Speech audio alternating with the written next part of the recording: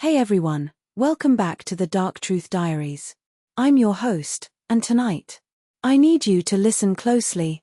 Some stories are shocking. Some are heartbreaking. But every once in a while, I come across a story so cold, so methodical, so masterfully executed, that even I have to take a step back. Tonight's case is one of them. This is not a story about rage. It's not about a crime of passion. It's about patience, calculation, and a revenge plan that took 10 long years to fully unfold. Tonight, I bring you the chilling true crime narrative of she spent 10 years pretending to forgive him, only to destroy him completely. Settle in. Get comfortable. Because this story will change the way you think about forgiveness. The woman who loved too much. Her name was Maya Caldwell. If you ever met her, you'd never forget her. A soft voice. A kind smile. The type of woman everyone trusted instantly. At 29, she worked as a trauma nurse. Calm under pressure, steady hands, gentle heart. She was the kind of person who brought soup to sick neighbors. The kind of person who remembered birthdays. The kind of person who believed forgiveness was the key to inner peace. Or at least, that's who she convinced everyone she was. But here's the truth, and you'll understand this later. Maya was a far better actress than anyone realized. Maya married young. To a man named Ethan Caldwell. He was charming in public, but cold and controlling behind closed doors. For years, Maya excused his behavior. She told herself he was stressed, overworked, misunderstood. But everything changed on March 14th, 10 years ago. That was the night Ethan stumbled home drunk, angry, irrational, muttering accusations Maya didn't understand. And then, in a moment of drunken rage, he shoved her down the staircase of their home. She survived. Barely. A fractured spine. 2 broken ribs. A concussion that erased hours of memory. Her family urged her to leave him. But Ethan cried, begged, promised he'd change. And the world believed Maya forgave him. In fact, she said the words out loud. It was an accident. I forgive him. People called her an angel. A saint. A woman with a heart of gold.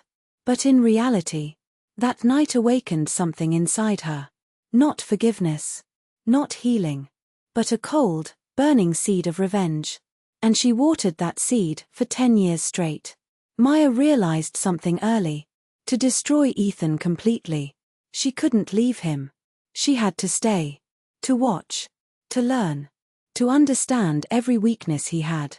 She recognized that Ethan craved admiration, approval, ego boosts. So she played the role of the perfect wife. She supported his business, encouraged his ambitions, hosted dinners, complimented him in public. Ethan believed she worshipped him. But behind her soft eyes, she observed everything. His financial habits. His biggest fears. His insecurities. The people he trusted. The people he envied. The people he secretly cheated with. Because yes, he did cheat. Often. Recklessly. And Maya pretended not to know. Not because she loved him. But because every lie he told was ammunition she would one day use against him. She was building a case. Emotionally, legally, financially. Brick by brick. Year after year.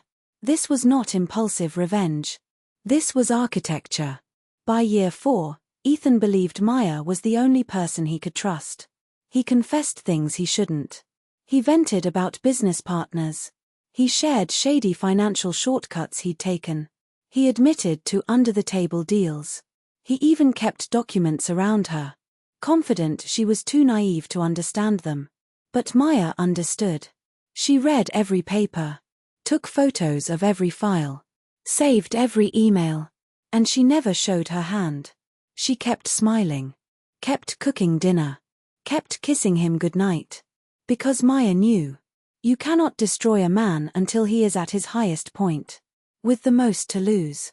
By year 7, Ethan's company had exploded in success. Money, properties, investments, loans, partners. He was on top of the world. And he believed Maya was the reason. Little did he know, she had quietly positioned herself as joint owner of properties, co-signer on accounts, beneficiary on life insurance, silent partner in his business decisions, power of attorney in medical emergencies.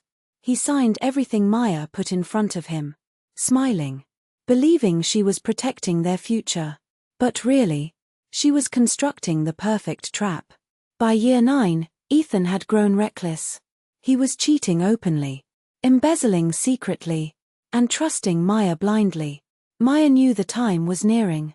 She just needed one final push. And it came unexpectedly. Late one night, Ethan came home furious. One of his business partners had confronted him about missing funds. Instead of admitting fault, Ethan panicked and beat Maya for the first time in nearly a decade. It wasn't as bad as the staircase incident, but it was enough. Maya realized it was time. Phase 4, Execution. Step 1, Financial ruin. Over 6 months, Maya transferred funds. Not into her account, but into accounts belonging to Ethan's business partner. All traceable. All documented. Then she anonymously sent the entire file to Ethan's board of directors. Within weeks, Ethan was removed, investigated, sued. His company, the empire he built, was ripped away from him. He blamed everyone, except Maya. Step 2, Public destruction. Maya leaked evidence of his affairs. Not all at once, but drip by drip. Each week, a new scandal. A new woman. A new humiliation. Ethan's reputation shattered.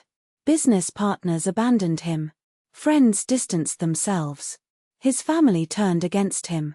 And still, he clung to Maya, crying in her arms, begging her to help him rebuild. She whispered that she would. And she smiled. Step 3, Legal collapse. Maya delivered all her collected documents to the IRS Fraud Division. Tax evasion, money laundering, false reporting. It was all there. This time, Ethan knew someone betrayed him. He accused everyone, except her. He cried in her lap, whispering, "You're the only one I can trust." Maya kissed his forehead and said, "You're safe with me." Step 4, the final goodbye. With Ethan's life falling apart, Maya made her final move. She filed for divorce. Not with anger, not with drama, but with quiet precision. She claimed emotional abuse and fear. With 10 years of medical records to support her, the courts awarded her the house, half his remaining assets, full alimony, and a sizable chunk of Ethan's company shares. Ethan lost everything. His money, his business, his reputation, his freedom, his home, everything. Months later, as Ethan stood outside the courthouse, a broken, defeated version of the man he once was, Maya approached him. Calm, composed. Ethan sobbed. "How could you leave me when I need you most?" Maya stepped closer, looked him directly in the eyes, and said the words she had waited a decade to speak. "I didn't forgive you, Ethan. Not for the stares. Not for the bruises. Not for the lies. I stayed because I wanted to destroy you. Slowly, completely, thoroughly. The way you destroyed me." Ethan collapsed to his knees. And Maya walked away. Her 10-year performance, finally complete. And that, my friends, is the story of Maya Caldwell. A woman who turned forgiveness into a weapon, and patience into the deadliest form of revenge. What do you think? Was Maya justified? Or did she go too far? Let me know in the comments. If this story shook you, hit that like button. Subscribe to the Dark Truth Diaries. And turn on the bell, so you never miss the next chilling tale of betrayal, manipulation, and revenge served colder than ice. Until next time, stay safe, stay sharp, and remember, sometimes the quiet ones carry the darkest truths.